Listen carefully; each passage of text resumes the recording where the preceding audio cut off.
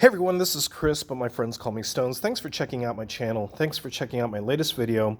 Wanted to show you my latest haul from the Goodwill outlet that I got from 2 trips to the outlet yesterday. I went for the 10 o'clock rotation and I went for the noon rotation of the bins. And I go when there's no yard sales and garage sales during the winter season here in Ohio. I go to the bins at least one time on Mondays, Wednesdays, and Fridays. Sometimes I'll go multiple times, and I've even had times where I've gone 4 times in one day. But typically, if I go more than once, it's just twice, just like I did yesterday. I went at 10 o'clock and I went at noon for those rotation of the bins because they rotate the bins every 2 hours. And everything that I pull out of the bins, it's by the pound. It's $1.29 per pound, which they just raised the price from $1.19 a pound. And from what I understand, that is still very, very reasonable compared to other Goodwill bins throughout the country. Of the YouTubers that share their finds, like Harry Tornado, who pays like I think $1.89 a pound or something like that. So $1.29, I'm not going to complain about that, even though some of the older folk at the bins that I talk to complain about it because it used to be much cheaper than that. But that's a whole other conversation. So this is what I picked up yesterday for 2 trips. I spent a total of $11. One trip was $5 after tax and rounding up.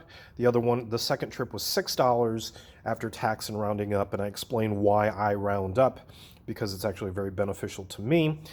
So this is what I picked up. First of all, melted popcorn plastic decorations. I've talked about this before.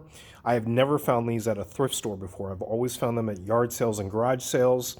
But this one was very unique to me because I've never seen a Santa in a patriotic American flag themed sled. So I looked it up. It is pretty rare. There are none listed on eBay right now, which gives me kind of an advantage. But I'm looking at a minimum of $30 for this. Now, it is even slightly damaged, and I'll disclose that. It's broken here, so you have to be a little bit careful. It's more apparent if you flip it over, but the way you hang these, you only hang them, showing one side, so someone can really hide that if they wanted to. So this is going to get all my money back and then some, but let's move on. Here is, and this is Tupperware or Tupper Toys. I did not know Tupperware made toys, and there's actually a couple that specializes in Tupperware. They are the Kevin Brown, the Commonwealth picker of our Goodwill bins, and they try to grab up all the Tupperware stuff. And I grabbed these, almost gave them to them because I'm kind of buddy with them, but I thought it was interesting enough for me to keep. And what these are is they're plastic plates with like a textured design on them. And you put your paper on top of the plate, you rub the plate with your crayon, and then it creates a page that you can color later on. So this is complete, and this has value. This is worth about $25 to $30. The next thing that I picked up was cookbooks. I've never experimented with cookbooks before, but I guess some of the older ones can bring good money. The ones that are like locally made, the ones that are made by maybe a church or a Girl Scout troop or something like that, I guess go for good money. I've never messed with them before. I picked this one up because I couldn't find it on eBay, so it'd be unique to me, which means I can kind of name my own price. Now, the books at the Goodwill bins are a little bit different pricing structure. So they don't charge those by the pound because you can have a hardcover book that weighs 2 to 3 pounds, and then you're going to pay $3.50 to $3.75 for that book, which is actually not a discounted price. And the Goodwill bins are supposed to be a place where you get things at a discount compared to the normal prices at a normal Goodwill store. So paying that much for a book wouldn't make sense. So they charge a flat price. I think it's either 25 cents or 50 cents per book. Now, if I'm just getting one book, I don't point it out to them to get that special price because I put everything in a big tote bag. It's actually my Raleigh Roots bag. And then I put that on the scale. So they don't know what's inside the bag, and they really don't need to know unless I point it out to get the discount on books. And for the most part, I don't care because I try to get things that it doesn't matter if I was charged $1 or $2 for the book or 50 cents. I'm going to make money. So I have this listed for $20 free shipping. Whether I'm going to get that or not, I don't know, because I can't find any of these on eBay. One of the other things that I pick up quite a bit, and I've talked about this on other videos, is I pick up VHS. And I pick up VHS of any popular kids' 80s or 90s cartoons or TV shows. A lot of the stuff on that was on Nickelodeon, Nick Jr., Disney, some PBS shows. Any of that 80s and 90s nostalgia that first started off when VHS was the thing, typically those things have some value. And, you know, some of the other examples are like Rugrats, Thomas the Train. I've talked about that before. I just sold a big lot of Veggie Tales on VHS. So I picked these up. Now, individually, they're probably not going to be worth anything unless they're brand new sealed. And that's going to, you know, appeal to a different type of collector. But most of these aren't really worth anything unless you put a bunch of them together. And that's what I do, is I have a big rack in my basement, and I put them on that rack, and when I have enough of them, then I list them. So this Popples VHS isn't really worth anything, but just last week I found an actual Popples plush, which is the first time I ever found a Popple out in the wild. But that was a popular toy back in the 80s. So I'm going to add this to my listing for the Popple. The Popple itself is worth like $25, $30. I'm going to throw that in to see if that will entice anyone to buy my Popple over someone else's. Some other VHS, SpongeBob SquarePants. I have never tried selling these on eBay yet. I've never tried finding a bunch of them to resell, but it seems like they actually have really good value. I mean, minimum $5 a piece on these on eBay. Some of them are even $10, $12. So I have 2 here, which is what I picked up yesterday, but I have 3 more on my rack, so I'm going to list these today, probably for $40 free shipping, and see if I can get that. Something else that I found were these CPAP hoses. Now, technically, you're not allowed to sell medical equipment, prescribed type of stuff on eBay, but it seems like I can get away with like the accessories. As long as I'm not selling the machines, they'll take those down in a heartbeat. But the accessories, it seems like they leave those alone. So these aren't really worth anything. I have them listed for $15 free shipping, so I'm not going to get much out of these, but I grabbed them because some actually have quite a bit of value. It just depends on what they're for, the brand, that type of thing. But again, I'm going to get almost all my money off of these. Then we have here, I have, this is a mouse. This is a Logitech, I think they call it an ergonomic mouse. Any with the ball, the rolling ball, those still do really well. I've sold wired ones, I've sold wireless ones before. This is a wireless one, and it does have the little dongle inside that you need in order to connect this to your computer, so it's complete. And this will probably sell for about $25 or so. And then I have one other thing that I wanted to point out, if I can find it, that I already listed, that has some value. Oh, here it is. This perfume. I found this box of perfume. This sells for about $15. And so I'm probably going to get all my money back just from that item as well. Now, we're getting into this kind of the stuff that I wanted to talk about. And this is the type of stuff that I'm always finding in the bins at the Goodwill outlet. And that's not really worth anything by itself.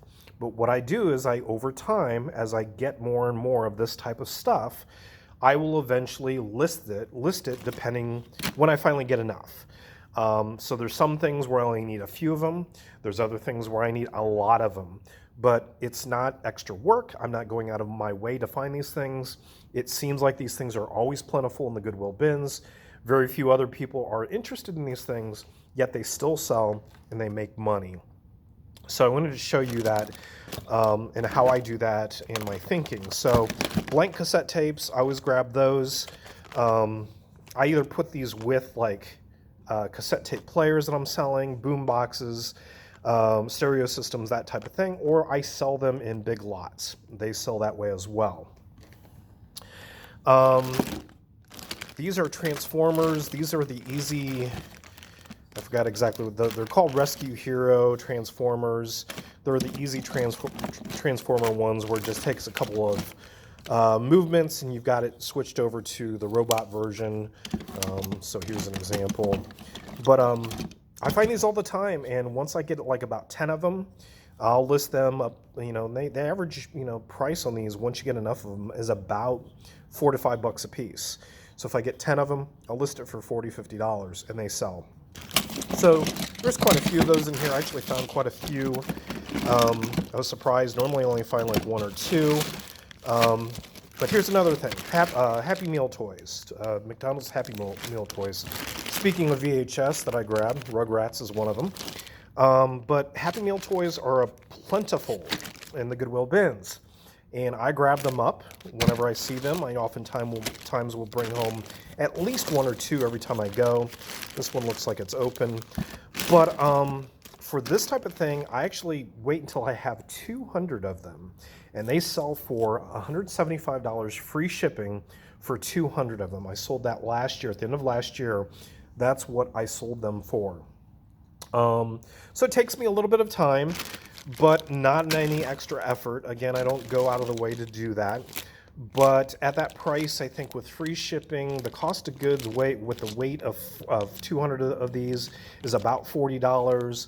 Shipping varies depending on where you're sending it, but my profit on 200 of them is about $100 once it sells, with all the fees taken out, and my cost of goods, and that type of thing. So that's why I picked those up.